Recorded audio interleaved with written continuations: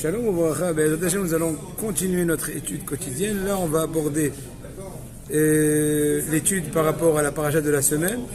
Hier, dans le cours précédent sur la paracha de la semaine, on a parlé de l'importance de la remontrance, les stratagèmes qu'il faut entreprendre pour pouvoir bien agir et faire un bon fruit de par le fait de la remontrance.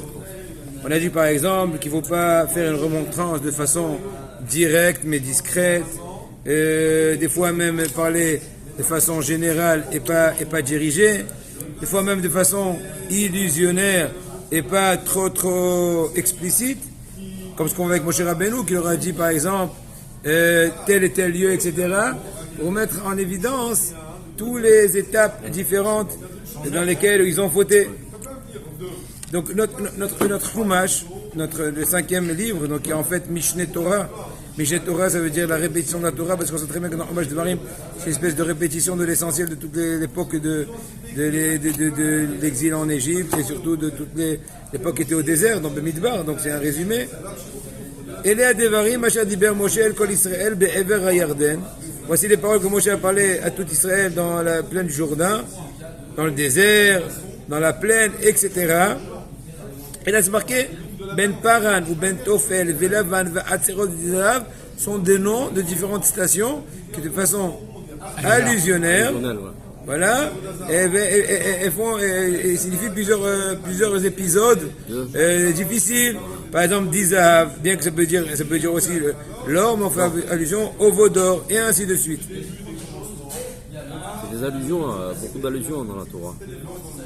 Donc pour l'honneur d'Israël, il dit Rashi, Moshe a parlé de façon stamique, de façon générale, sans rentrer dans les détails, pour ne pas vexer directement. Et en fait, non seulement pour ne pas vexer, mais surtout pour pouvoir faire un bon répondant vis-à-vis de la remarque, de la remontrance, avant de les quitter, quoi. C'est l'homme. Maintenant, une personne qui est assez intelligente, il suffit de faire une allusion. Ça veut dire, la Gemara a dit Hacham Dailo Birmiza. Un sage, il lui suffit d'une allusion. Aval, on dit aussi que le tipèche, ou plutôt l'âne, il a besoin que de Kourmiza. Hacham Dailo Birmiza, Vexi la filo Kourmiza le Azorlo. Kourmiza, c'est un gourdin.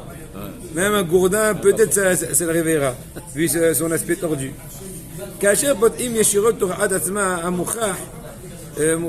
Donc aussi d'autres choses, nouveaux stratagèmes pour pouvoir éveiller, plutôt engendrer le bon résultat de la remontrance. Quoi? Ne pas faire une remarque, même quand tu as décidé de la faire, de la façon bien voulue, des fois même on va dire en allusion, en foulée, etc., mais encore, il ne faut pas la faire trop direct. Il faut la faire un peu en indirect. D'accord? Parce que quand tu fais une remarque à quelqu'un mais de façon directe, automatiquement tu le bouscules. Il n'était même pas préparé. Donc au lieu de réfléchir à ta remarque, il est en train de s'occuper de son éblouissement, de sa protection, et tu n'as rien gagné. À la rigueur, tu as empiré la situation, parce que c'est devenu une discussion personnelle. Alors que ton but c'était en fait, en tout cas quand c'est ton but, de l'éveiller, d'arranger, là tu as ouvert un nouveau front, inutile, même nocif. Parce que chaque être humain il a son ego. Voilà, exactement. Toujours l'ego de l'autre, quand on fait des réflexions brutales. Voilà, c'est pour ça qu'il faut être très agile, très habile. Moi j'ai vu plusieurs fois des gens qui font une remarque. Auparavant, ils précèdent un petit éloge, écoute, par exemple, imaginons, il va faire une remarque à un Hazan, un ministre officiant. Mais tu lis comme une fusée. Je dis pas quand je dis, écoute, déjà c'est un plaisir de t'avoir tous les jours là, parce que déjà tu commences à l'heure et tu diriges super. Et moi je pense, je te propose, c'est à vérifier, peut-être que j'ai tort. Je lui dis pas, peut-être j'ai tort, mais je t'aurais proposé de réfléchir, peut-être un truc, des fois un peu plus lent. Dès que je sais que toi tu es prêt, que c'est les gens qui te pressent, et toi tu es prêt à faire plus lent, mais peut-être des fois, tu sais, des fois c'est une question de 2-3 minutes, même si des fois des gens qui sont un peu nerveux, qui à l'arrière vont non, Hachem Satativta, non, fais pas trop attention. Des fois il faut être Et moi je pense que par cela tu vas pouvoir faire participer même plus les gens un peu plus lents, les gens qui ont besoin aussi de ta direction, etc. Voilà. Ah oui, t'as raison. Ah, j'y ai pas pensé, je vais faire, oui, tout à fait, pourquoi pas. Voilà, avec un peu de diplomatie, un peu de gentillesse, un peu de bonne. Il est tombé dans le mille. Hein? Il est tombé dans le mille. Ouais. C'est ce qu'il fait. Il va très vite pendant la tfila et la. Voilà, tu vois, comme Nachama, j'ai dit ça. Mon esprit, il a fait lentement. Il ralentit. C'est magnifique. Bon, voilà, c'est joué. Voilà. C'est de la politique. Ça s'appelle en français la politique. S'il voit que même, de façon allusionnaire, oh, d'accord, mais qu'ils ont même de toute façon, voilà, Adine, allusoire, etc., sujet-le pour la France. Bon, voilà. Je vais dire, je tâche en général quand je parle avec vous de traduire tous les mots en hébreu. Il y en a qui font du charabia, qui disent selon la mitzvah du celui-là, il mélange d'hébreu et français, je peux le faire, ça me facilite la vie, mais je trouve que c'est un peu, c'est pas très correct. Voilà. Mais dans le Hachir Hakadosh, je pose, Matam, non, il n'y a pas de problème. מה טעם להזכיר בתחילת הפרשה את התוכחות ברמיזה דקה? אם בהמשך לא נמנע משה מלוכיהם בפירוש פירוט, הרי plus tard on va voir que Moshe Rabbeinu leur dit, il va leur faire des remontrances de façon explicite. Et là pourquoi au tout début de la paracha c'est très très subtil, très adine, très gentiment. Il le dit comme ça. Moshe Rabbeinu ba'ar lashon arumim ou piv pata be'orma. Moshe Rabbeinu il a choisi un langage de personnes intelligentes. Et sa bouche, il a ouvert avec sagesse. Il dit, le Rabbeinu Moshe Alshir, lithot bekankanehem.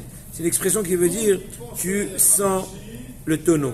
À l'époque, quand on voulait vérifier un tonneau, même aujourd'hui, il s'appelle un œnologue. Soit il prend un peu de vin dans sa bouche et le gargouille, un peu aigre. On va le rajouter, on va le mettre maintenant mariné dans du bois de bambou. Tous les trucs fous. Donc c'est un peu plus, une nuance un peu plus charbonnée. Je dis, non, maintenant aussi, il y en a qui humaient, n'est-ce pas? Donc, il dit cette expression-là, le Hachir Hakadosh, il voulait un peu sentir un peu où est-ce qu'ils en étaient. Parce que leur cœur était prêt à recevoir une remontrance. De quoi? De Moussar, c'est quoi Moussar? De morale, avec amour, avec une face resplendissante. Et sinon, non. Donc au début, il a fait le test. Donc quand on fait un test, on le fait de façon habile. On va pas faire ça de façon truc, autrement on n'a rien gagné. En fait, je suis en train de tester, est-ce que je peux aller fort? Est-ce qu'il y a sur quoi travailler ou bien je vais faire que un dégât? Au début, il parle de façon en allusion. Et il leur raconte un peu les fautes. Il leur dit, comme je dis hier, l'épicerie. Je dis, qu'est-ce que tu veux dire par l'épicerie? Quand il était gamin à 8 ans, il raflait tous les jeudis, il dit à l'épicier, regarde, les pigeons sont rentrés. Tabac. De là. Tu comprends? Il dit, les pigeons sont rentrés dans ta... Il regarde, il prend un truc, des rochers. Il dit, ah bon, et quoi encore? Il lui dit, le McDo. C'est très bon, ça. Je connais pas le McDo. McDo, MC avec jaune là. Dis quoi? Quand on avait 17 ans après la piscine. Bon. Et lui il dit, bon je sais pas d'autres exemples, vous avez compris. Donc s'il dit justement, il dit, vous connaissez la station du McDo, l'épicerie de Wisha, le truc, ça y est, il a tout compris, etc. Donc il fait des remazim. Donc s'ils réagissent bien, et ils acceptent, comment ça peut avoir honte de dire, ah ouais. Alors ça marche. S'ils acceptent avec amour, voilà. Donc là il va aller, comment dirais-je, aller plus fort. C'est comme un médecin qui fait un test, il te met une petite dose, il voit que tu réagis bien, il dit on va plus fort. Mais tu vois qu'après 2-3 gouttelettes, le bonhomme il tombe dans les pommes, il dit laisse tomber, il n'y a rien à faire, il faut le laisser tranquille. Il m'a dit etc.